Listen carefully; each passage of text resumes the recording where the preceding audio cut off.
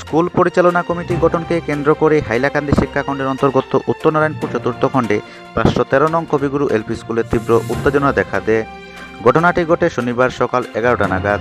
পঞ্চম শ্রেণীর পরীক্ষায় পাশ করে যেসব পড়ুয়া স্কুল পরিত্যাগ করেছেন তাদের অভিভাবকদের মধ্য থেকে স্কুলের পরিচালন সমিতির সভাপতি মনোনীত না করতে আপত্তি ওঠে। এ নিয়ে সিআরসিসি রাহুল সিং, ফারুক আহমেদ লস্কর, হিফজুর রহমান মজুমদার, প্রধান শিক্ষিকা কমলা বেগম মজুমদার, শিক্ষক ইমরান হোসেন লস্কর ও দেবশ্রী দরের উপস্থিতিতে দেখা দেয় উত্তেজনা। সভায় উপস্থিত পুলিশকর্মীরা উত্তেজনা করা পরিস্থিতি নিয়ন্ত্রণে আনে। আসসালামু আলাইকুম, নমস্কার। 513 নং কবিগুরু এলপি স্কুলের আমি হইলাম একজন গার্জেন। আমার নাম হইল ইলাসুদ্দিন লস্কর। আজকে এখানে পরিচালনা কমিটি গঠন হয়েছে, খুব সুন্দর, ভালো, আমারও ভালো লাগছে। আমি এখানে মেম্বার আমাদের দেবো আমার তরফ থেকে আমি মেম্বারটা থাকি, আমি অন্যগ্রহণ দিতে চাইছি আমার স্বেচ্ছায়, কোনো অসুবিধা নেই।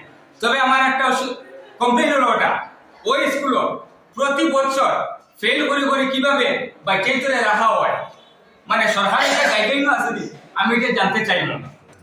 আমার একটা বাচ্চা আছে, বর্তমানে ক্লাস 4 এবার গেছে। এই বাচ্চাটা যখন মানে ক্লাস 2 থাকলো, তখন আমি এই বাচ্চাটাকে ফেল করে রাখার লাগে আমি প্রধান শিক্ষিকা এবং শিক্ষকদেরকে আহ্বান করেছিলাম। সেই আহ্বানটা দায়িত্ব করা হয়নি।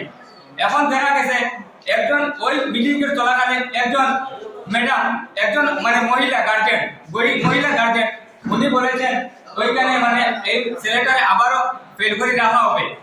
আমাদের বাচ্চাদের লাগিয়া ওই স্কুলের গভর্নমেন্ট একটা বাচ্চার জন্য 4.5 থেকে 5,000 টাকা প্রতি বছর খরচ করে আমাদের বাচ্চা ভালো পড়াশোনা করা লাগিয়া। আমাদের ওই স্কুলে প্রায় 74-75 জন ছাত্র আছে, কিন্তু দেখা যায় ওই স্কুলের ছাত্ররা ওই যারা শিক্ষক স্টাফ আছে তারা ভালোভাবে পড়াশোনা করায় না, গতিকে ওই স্কুলের ছাত্ররা ফেল করে রাখা হয়। এমনকি তার জ্বলন্ত প্রমাণ হইল ওটা কাটাগাল জানকীচরণ হায়ার সেকেন্ডারি স্কুলও, ওই স্কুলের বাচ্চারা ভর্তি পরীক্ষার সময় গেলে দেখা যায় ভর্তি পরীক্ষা প্রতি বছর ফেল করে, ভর্তি হতে পারে না। এর মানে হইল এই স্কুলের শিক্ষক শিক্ষিকাদের নেগলিজেন্সির কারণে আমরা বাচ্চাদের পড়াশোনা হয় না। এমনকি আমি সরকারের কাছে দাবি রাখতে চাই, ওই স্কুলে যদি মানে বাচ্চাদের ফেল করে রাখা যায় তাহলে আমিও সমর্থন আছে। আর যদি ফেল করে রাখা যায় না, এমনকি গভর্নমেন্টের কাছে আমি এটাই অনুরোধ করি যে এখানে বাচ্চারা কত বছর থেকে একটা বাচ্চা রাখা যায় এটা আমি জানতে চাইব। এমনকি একটা বাচ্চারে প্রতি বছর গাইডলাইন আমি দেখছি, শুনতেও পাইছি, একটা বাচ্চারে প্রতি বছর তার রেজাল্ট ভালোভাবে দিয়ে তারে পাস করিয়ে দেওয়া হইতো।